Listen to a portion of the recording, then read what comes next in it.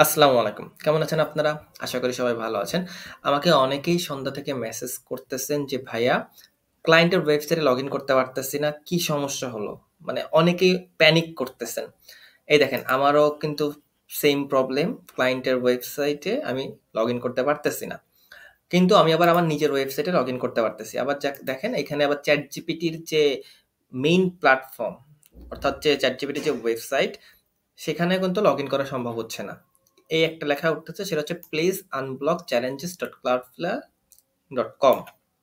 এখন এটা কেন হচ্ছে? এটা আপনার আমার কারোরই কোনো প্রবলেম না। অর্থাৎ আমাদের ইন্ড থেকে এই প্রবলেমটা হচ্ছে না। এই প্রবলেমটা হচ্ছে Cloudflare এর ইন্ড থেকে হইতেছে। অর্থাৎ যাদের ওয়েবসাইটটা এই Cloudflare এ আপনার হোস্ট করা আছে, তাদের জন্যই শুধুমাত্র এই প্রবলেমটা ফেস করতে হইতেছে। দেখেন আমার ওয়েবসাইটে কিন্তু এটা ফেস করতে হইতেছে না। কারণ আমার ওয়েবসাইটটা কিন্তু Cloudflare এ হোস্ট করা নেই। আমি হোস্টিংয়ার ব্যবহার করি। সো এটা হচ্ছে Cloudflare এর ইন্টারনাল সার্ভারের একটা এরর। সো এইখানে আপনার কিছুই করার নেই। এটা একটা টেম্পোরারি বাগ। সো এটা নিয়ে প্যানিক করারও কোনো কারণ নেই। কোনো টেনশন করারও কোনো কারণ নেই। জাস্ট একটু সময় দেন। ওরা হয়তো এটা খুব দ্রুতই ফিক্স করে ফেলবে।